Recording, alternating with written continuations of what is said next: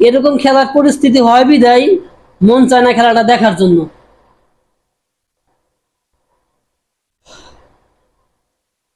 খেলাটা তো প্রথম থেকে তো খুব ভালোই ছিল, কিন্তু লাস্টে আইসা তোমরা কি করলা?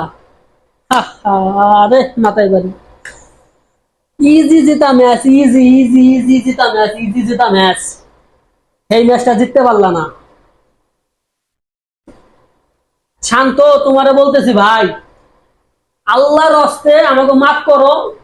তুমি অধিনায়ক ছাড়ো, তুমি অধিনায়ক ছাড়ো, ব্যাটিং ছাড়ো।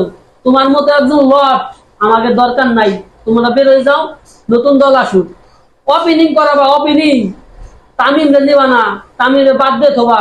এই পাশ দিয়ে মেয়ে গেছেন, মিরাজ রে নেবা না। ওই পাশ দিয়ে তোমরা সাইফুদ্দিন রে নেবা না। তোমরা তোমাদের মতো করে দল সাজাবা, রাজনীতি করবা, সবকিছু করবা। এক সময় হাই প্রেশার হয়, এক সময় লো প্রেশার, আবার এই পাশ দিয়ে আবার হার্টবিট বেড়ে যায়, আবার এই পাশ দিয়ে আবার ডায়াবেটিক্সেরও সমস্যা। কত যে সমস্যা আজকের ম্যাচ দেখার পরে। আহা,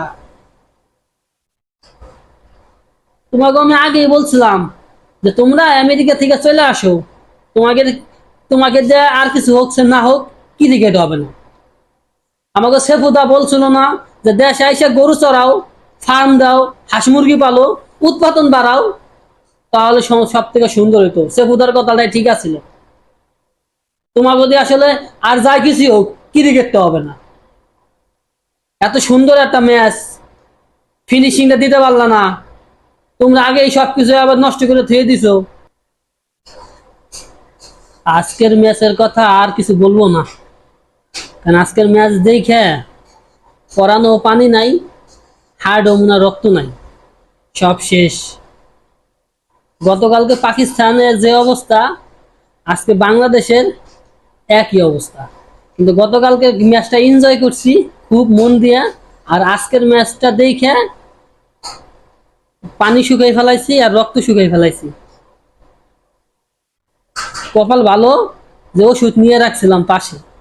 যদি হাড়ের ওষুধটা না খাইতাম, পিসারের ওষুধটা না খাইতাম, আমার মনে হয় যে আমি শেষ।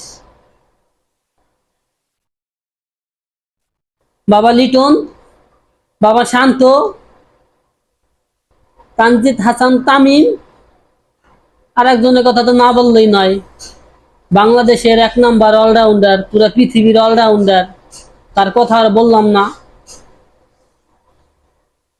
কেমন খেলছো বাবা তোমরা? ভালো খেলছো নি?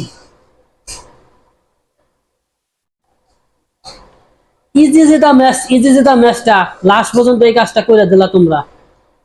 শান্ত, তোমার কথা আর কি বলবো? তুমি তো আর অধিনায়ক হয়ে গেছো 3 ফরম্যাটের। সবকিছু আবার তোমারই দরকার। অধিনায়ক দরকার, টি-20, টেস্ট, ওডিআই। তুমি কি সেরছো? কোনো কিছু সেরতে পারছো নি? খালি বল কতগুলো খাইয়া শেষ করে থুয়েছো।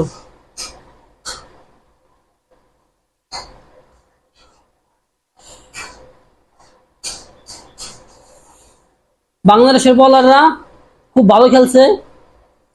ব্যাটিং দুই একজন ছাড়া কেউ ভালো করতে পারে নাই। কেউ ভালো করতে গিয়ে কেউ ভালোই খেলে নাই। যদি আর একটা প্লেয়ার যদি একটু ভালো খেলতো, তাহলে আর লাস্ট ওভার পর্যন্ত ম্যাচটা যাইতো না। লাস্ট ওভার পর্যন্ত ম্যাচটা যাওয়ার পিছনে সর্বপ্রথম যে দায়ী, সে হলো শান্ত। আর একজনের কথা বলবো নি, লিটন দাস। আরে সাকিব আল হাসান ভাই, তুমি তো আবার বিশ্ব অলরাউন্ডার, তুমি আর এমপি সাহেব, তোমার কথা তো বললে তো আবার দেখা গেল যে বাংলাদেশে ঢুকতে পারবো না।